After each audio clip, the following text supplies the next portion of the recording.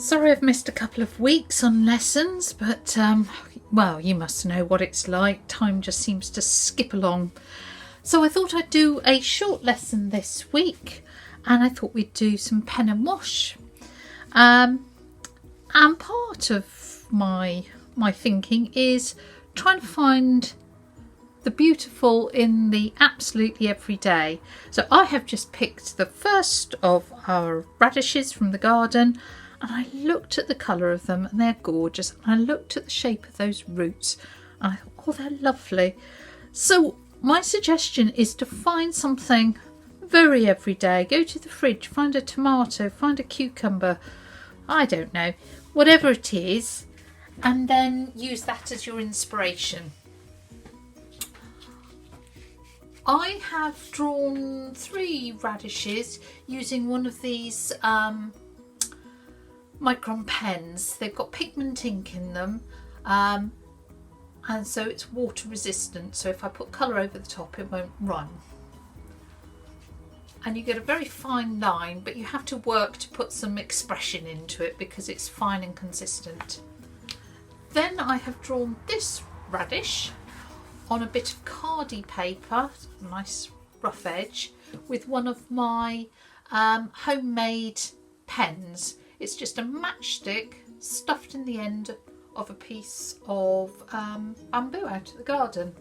So you can cut the end with secateurs to the shape you want, and then just use ink and dip it in. And because the matchstick is slightly absorbent, you actually get a better line than you might expect. You could, of course, if you want, just find an interesting stick. I'd love you to try different weights of lines, and you can see this runs out in places, so you get far more character in your line compared to the fine pen, but you also get far more mucky, which of course I don't mind, but you might. The thing with this pen and wash is that you don't want to just colour in what you've drawn, and if you do the paint first, you don't want to just outline what you've painted, so try and add something to it.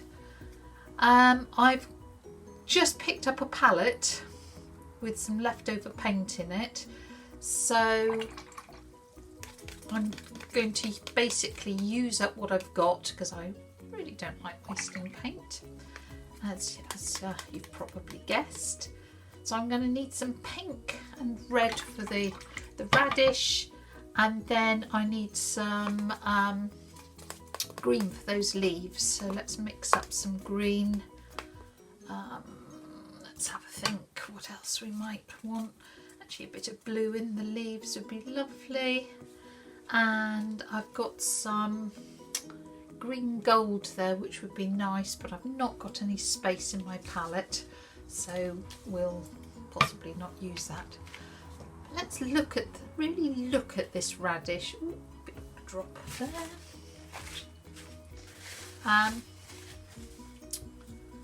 With the pink and the red, and it's got sort of like a little glow on it. So that's more of a purple radish. Oh, well, let's have it purple. Why not? So don't be beholden to the lines.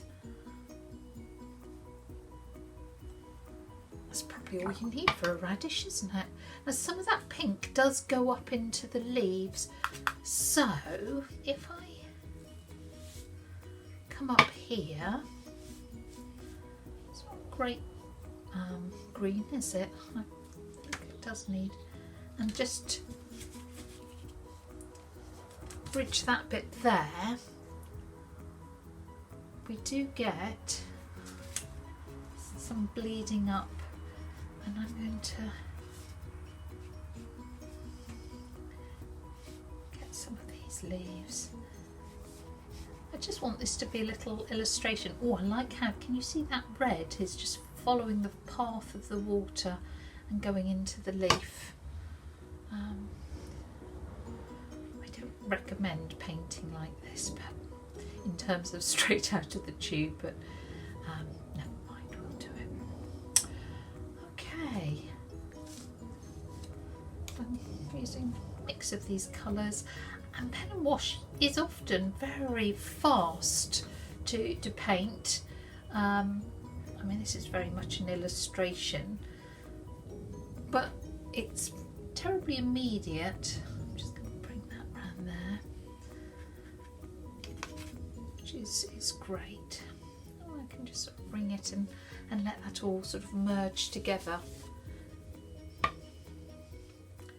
Might like a little bit more pink down, just down in there in that thing, and I'm going to encourage some pink up into those leaves for a bit of fun. So in my head, my plan was, look, I've used most of that green up, so if I shove a bit of my green gold in there, that's probably going to be a better way of painting. I wanted these leaves to sort of merge like this. I can always drop a bit of blue in just to get some variety. And I'm just letting the brush dance across the paper, so I'm definitely not colouring in, because I think the charm of this, and it sort of brings life to it if it goes out. I'm going to darken some of this down because that leaf is kind of behind, and we'll bring some of that. In fact, look, why don't I do all those leaves as I go along? Just changing the colour, leaving little areas of white down those stalks. Just quite like that dark blue in places, so maybe I'll put some more over there. It's still wet, still moving around. So just let your brush dance, let the paint merge on the surface, do its thing, and yes, you're in control because the paint will only go where the water is, but you're not in control totally, so that means you'll get unexpected results, hopefully very nice ones, not always, but hey ho. So we've got the leaves there. Doesn't need to be any more than that really. I do like maybe a little bit purer of that green gold in here, because I was looking over here where it's quite pure, the colour, and thinking, well, that's quite nice, so I could do that. And then using a bit of the pink, don't need that green gold anymore, just to look, make this one a bit, I was going to say pinkerer, is that such a word? Pinker, more pink, I think. And drop in that red, and again maybe just pull some of that colour up there.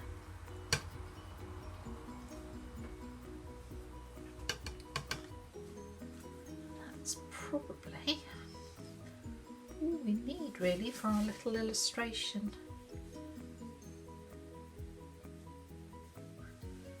A bit of red in there.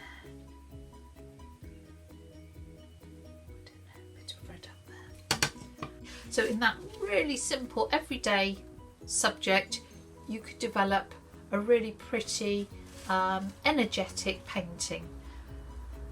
If when it dries you're not entirely happy with what's gone on, you can always put more ink, or if the colour knocks back, because we know that watercolour dries 15%, 30% lighter, then you could go and do another layer, but not overworking it and trying to keep that spontaneity and freshness to your work. So here's my different paper with a far rougher, stronger line that I've done with my homemade pen and the ink. I like the strength of the line. I like having it broken. I like how it maybe sort of goes a bit in and out of focus. I just thought maybe we should put in another leaf here. This should be dry before you paint. It dries very quickly. I've just put that leaf in, so I will be careful. So I'll start down here at the bottom, and just as before, need to make sure that we're not beholden on these lines. Maybe not quite as rough as I did on the other one, simply because these lines are rougher, and if you have rough paint and rough lines, it can just end up looking a bit too slapdash. So could do that. Could have a softer edge of that highlight if we want, by lifting out. This is a very different paper. The first paper I used was Bockingford, sort of very standard paper. This sort of absorbent Khadi paper can be a bit like painting on blotting paper. Nothing wrong with that, but just different. So then I'm going to work up into the leaves, just as I did before. Do a little bit more wet in wet, or slightly softer, just to have a different end result. I'm referring back to my somewhat wilted muse.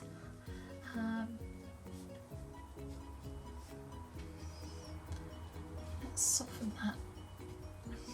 Really, come right outside the lines here, just for a bit of fun, so it's a little bit different to the other one.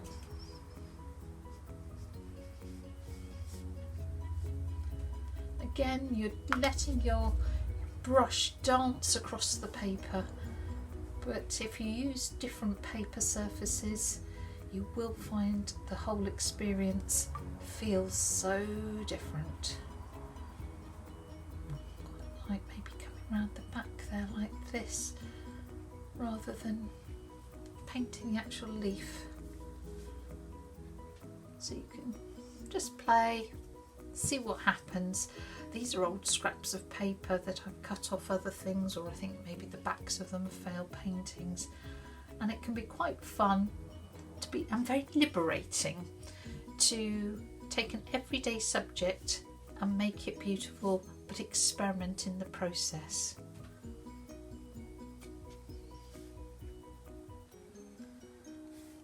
You see here I didn't do the edge of this leaf, so I could be a bit more precise with that edge if I wanted to.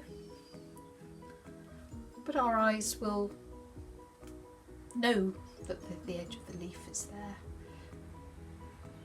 You can see that ink wasn't quite dry, and there as well, and it's merging into the watercolour. So if you wanted to keep these colours very clear and bright, you would need to make sure that was fully dry.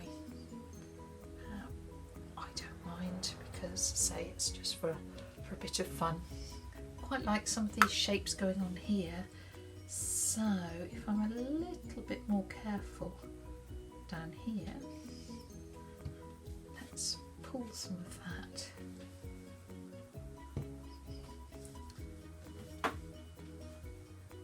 And I think that's probably all we need. So I showed you starting with the ink first, but of course you could start with your paint first. I've got another piece of the Khadi paper. I've got my little muse here, and I'm going to look at it. I'm not going to draw first, because frankly a radish is not the most complicated shape in the world, is it? I'm just going to paint.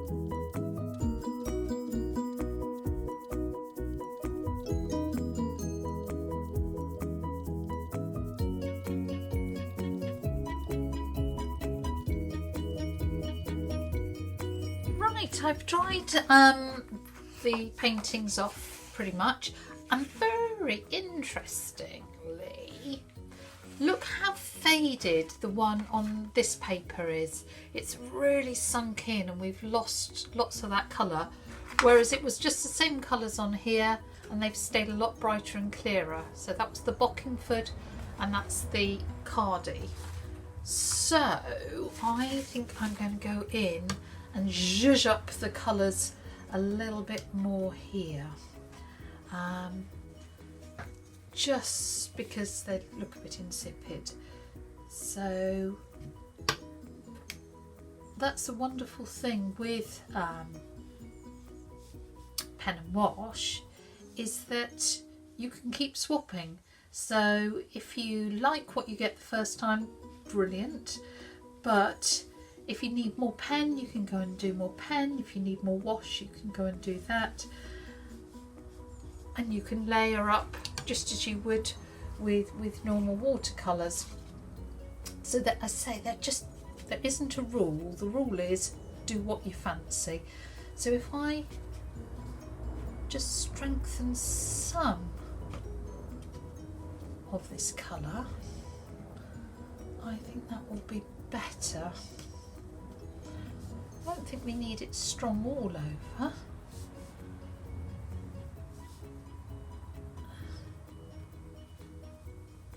But it was just looking a little bit washed out because of that paper. So come back in. Let's have a look. I think I will, as a different combination, use the pen on this rough paper and see how that works. Just so, what I'm looking at this and I'm finding this bit too balanced. It's a 1, 2 and then these 3, bit too balanced. So I'm going to try and extend the size of this leaf down here. But I do want to keep the spontaneity of that drawing, and I don't want to just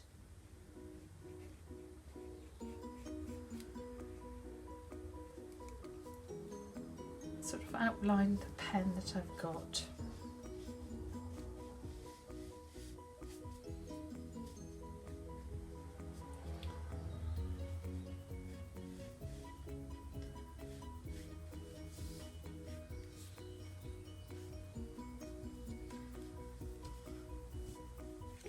Referring back all the time just to make sure I get the right shapes on these leaves. Not exact shapes, but at least to be plausible, so that a botanist wouldn't look at this and go, that's not a radish.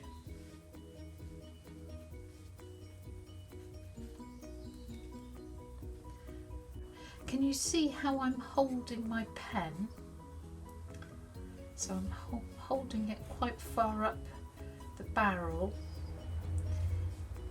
just to get that really sort of spontaneous flowing line.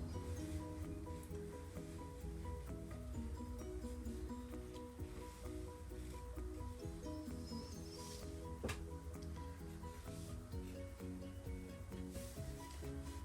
think it's quite nice.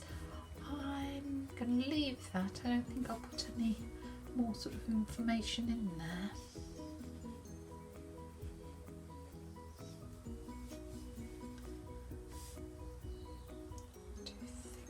Needs something more up there.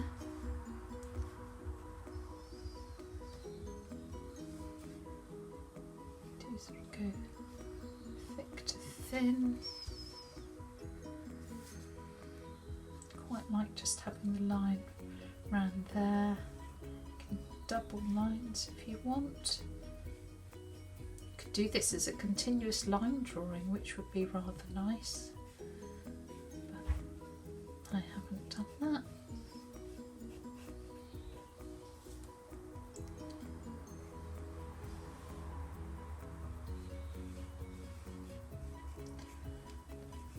Just going over some of these lines twice to sort of get the idea of the leaves folding over.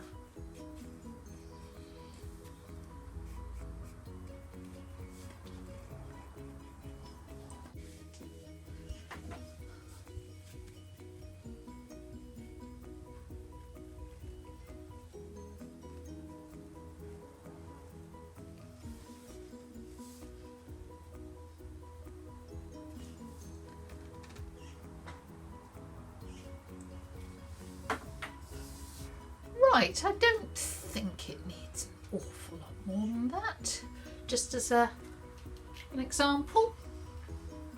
So let's look at them all together. We've got the ink first, far stronger line, and then painted. We had the paint first with the finer line, and then we had the fine line first and the painting. So what I would love you to do is to choose an everyday object and have a go at pen and wash. Bye for now.